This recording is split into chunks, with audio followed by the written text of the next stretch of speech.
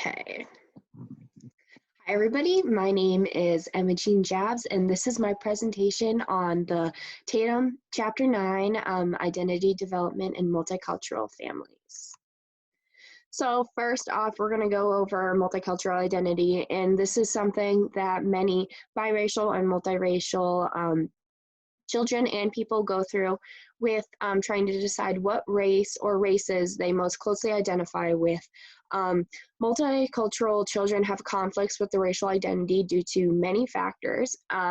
First off, race identity is chosen, so it is a horizontal identity because children have to decide what race or races they most closely identify with.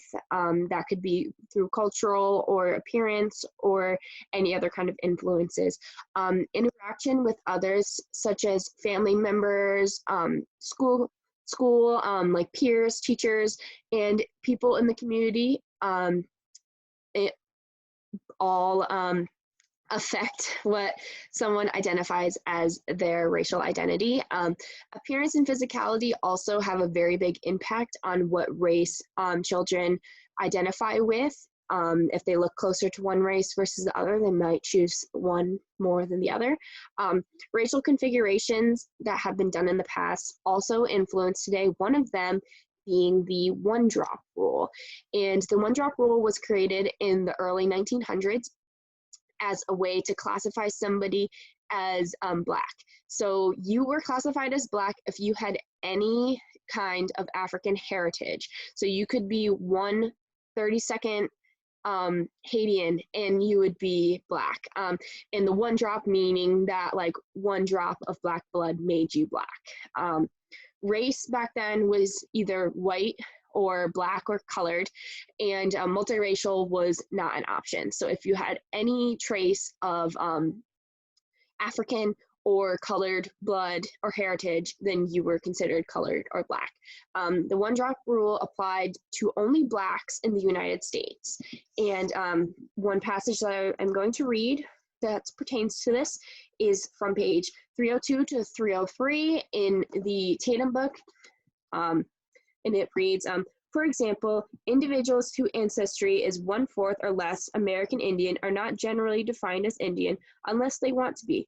The same implicit rule appears to apply to Japanese Americans, Filipinos, or other peoples from East Asian nations, and also to Mexican Americans who have cultural American Indian ancestry, as a large majority do. For instance, a person whose ancestry is 1/8 Chinese is not defined as just Chinese or East Asian. A member of the monolid race, Americans do not insist that an American with a small fraction of Polish ancestry be classified as a Pole, or that someone with a single remote Greek ancestor be designated Greek, or that someone with any trace of Jewish lineage is a Jew and nothing else. So today, racial identity is chosen by the individual and not given as a rule or a law as it was back in the early 1900s that primarily occurred in the South, but did occur in the North as well. And the one-drop rule was abolished in the later 1900s. So what are you is a question often imposed on many biracial or multiracial children as a way that they have to classify who they are and what they are and put themselves in categories. Oftentimes, this occurs whether the person has clear or not clear racial physical appearance. There are 4 different racial identities that biracial people typically identify as singular. So you would either identify solely as one race versus the other if you're biracial. So if you're half white, half Black, you only identify as Black, or you only identify as white. Border means that you identify with all of your races or most of your races that make up you. So if you were half Black and half white, you would identify as mixed or biracial or half Black, half white.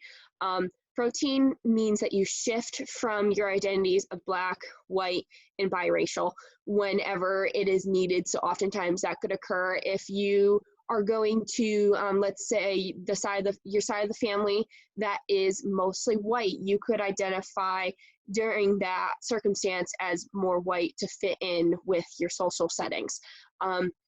Transcendent means that you reject all racial categories, so you simply do not identify yourself as any race. You just identify as yourself, and you don't say, oh, I'm this, this, this, and this. You just say, I'm Emma, you know. There's no one way to describe an individual's identity as multiracial because it is chosen by the individual, and not every multiracial person is going to identify exactly the same because everybody's circumstances are completely different. So two characters that I'm going to be analyzing from the chapter is Aisha and Michelle. So Aisha and Michelle are both half white and half black. Their fathers being black and their mothers being white. But they both come from very different backgrounds and they both identify differently. Aisha identifies just as black. So she grew up in a very racially diverse neighborhood in New York City. So she had that influence that caused her to think more that she more closely related to the African American and Black people in her community. She also had darker skin and curlier hair, so people assumed her as just being Black and not being mixed. However, she does not deny the existence of her white mother or that she is half white and half Black. She just doesn't bring it up unless somebody asks. Michelle, however, she only identifies as white while being biracial. So she grew up in a wealthy, mostly white Boston suburb, and she went to school with mostly white children. She had mostly white friends, mostly white communities, and mostly white boyfriends. She was assumed white by others because she quoted herself by saying that she looks like her mother. So she looked more white to herself. So she used that as a very big factor in choosing to only identify as white, not biracial or Black.